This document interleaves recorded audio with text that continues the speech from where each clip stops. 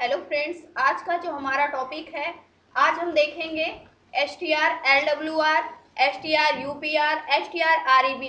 ये जो हमारे तीनों फंक्शंस होते हैं स्ट्रिंग के अंदर, ये क्या है, प्री डिफाइंड फंक्शंस हैं जो कि string dot S header file के अंदर पहले से ही क्या है, प्री डिफाइंड है।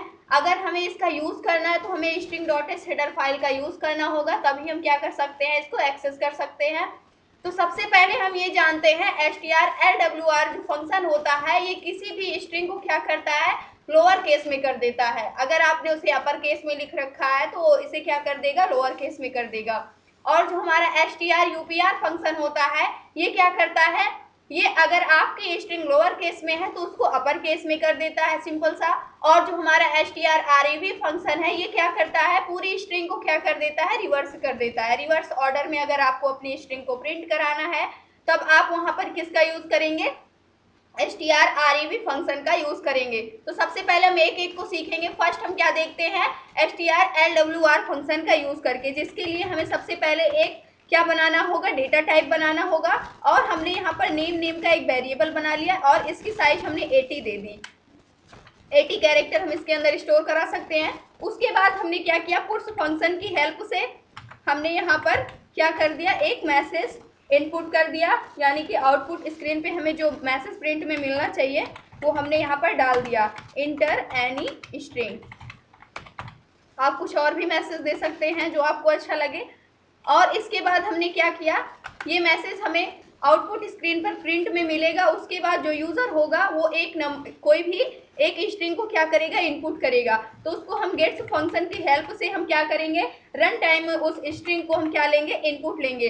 और कहाँ पे इनपुट ले रहे हैं, नेम के वेरिएबल में, इसलिए हमने नेम को डाल दिया सिंपली सा। उसके बाद हमने क्या किया, यहाँ से हम इनपुट ले रहे हैं स्ट्रिंग को।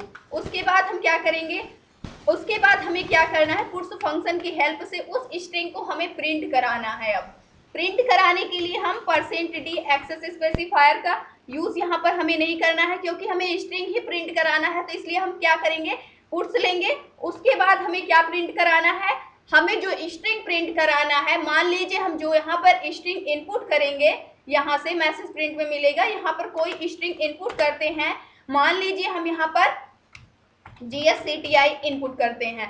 तो ये हमने किस में इनपुट कर रखा है, कैपिटल में इनपुट कर रखा है। इसे ये किस ऑर्डर में प्रिंट करेगा, क्योंकि हम STR LWR फंक्शन का यहाँ पर यूज करेंगे, STR LWR सिंपल सा। उसके बाद फंक्शन इसका ओपन करेंगे। अब क्या करना है, इसके अंदर जिस भी स्ट्रिंग को आपको लोअर केस में करना है, उस स्ट्रिंग को आप यहाँ पर क्या कर दोगे, पास कर दोगे। हम जो स्ट्रिंग इनपुट ले रहे हैं वो नेम के वेरिएबल में ले रहे हैं, इसलिए नेम को हम यहाँ पर डाल देते हैं, क्योंकि जो स्ट्रिंग आएगी वो इसी वेरिएबल के अंदर आएगी। उसके बाद हम क्या कर दिए, यहाँ पे सेमीकोलन से क्लोज कर दिए। यहाँ से आपको क्या मिलेगा, आउटपुट मिलेगा, यानी कि आउटपुट प्रिंट में मिलेगा। कंट्रोल यस करके यहाँ से हम अपने प्रोग्राम को सेव करते हैं। F11 से हम क्या करते हैं, रन करते हैं। जैसे ही हमने यहाँ पे प्रोग्राम को रन किया, हमें यहाँ पर जो कंपाइलर है वो बोल रहा है कोई एक स्ट्रिंग इनपुट करने के लिए। हमने यहाँ से GSCTI इनपुट कर दिया। तो यहाँ से जो GSCTI था ये हमें लोअर केस में प्रिंट में मिल गया। यानी कि अगर आपको किसी भी स्ट्रिंग को लोअर केस में प्रिंट कराना है अपर केस से, तो आप आसानी से STR LWR फंक्शन का यूज करके कर सकते हैं। अब सेकेंड का यूज करके हम देखते हैं, सेकेंड क्या है, हमें अपर केस में करना है। मान लीजिए हम यहाँ पर GSCTI जो है इसको हम स्मॉल में, GSCTI को स्मॉल में इंटर करते हैं और यहाँ से हम क्या करते हैं, फार्मूले को चेंज कर देते हैं, UPR कर देते हैं। अब F11 करके हम अपने प्रोग्राम को रन करते हैं। तो अब यहाँ पर GSCTI को हमने इंटर किया, तो जो GSCTI है ये हमें अपर केस में प्रिंट में मिल गया। तो इस प्रकार से हम लोअर केस और अपर केस में अगर हमें किसी भी स्ट्रिंग को प्रिंट कराना है तो हम सेम फंक्शन का यूज करके आसानी से करा सकते हैं। अब हमें क्या करना है, रिवर्स ऑर्डर में प्रिंट करना है, यानी I पहले प्रिंट होना चाहिए, उसके बाद T, फिर C, फिर S, फिर G।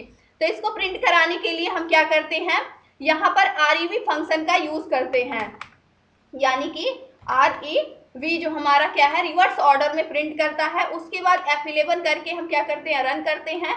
यहाँ पर हम इंटर करते हैं GSCTI, और जैसे ही इंटर किए तो सबसे पहले जो सबसे लास्ट का कैरेक्टर था वो सबसे पहले प्रिंट हुआ है, फिर उसके बाद का, यानी कि एक सीक्वेंस से पीछे से यहाँ से उसको फर्स्ट, जो लास्ट था कैरेक्टर उसको फर्स्ट बना दिया और जो फर्स्ट था उसको लास्ट बना दिया। तो इस प्रकार से जो हमारी स्ट्रिंग हुई वो क्या हो गई, रिवर्स ऑर्डर में प्रिंट हो गई। तो इस प्रकार से अगर हमें लोअर केस में, अपर केस में, रिवर्स ऑर्डर में अगर किसी भी स्ट्रिंग को प्रिंट कराना है तो हम सिंपली साइन फंक्शन का यूज करके करा सकते हैं। तो ये था आज का हमारा जो टॉपिक था, ये लास्ट था स्ट्रिंग का। तो आई होप दोस्तों अगर आज की वीडियो आपको अच्छी लगी हो तो प्लीज वीडियो को लाइक करना, शेयर करना और हमारे चैनल को सब्सक्राइब करना। Thanks for watching this video.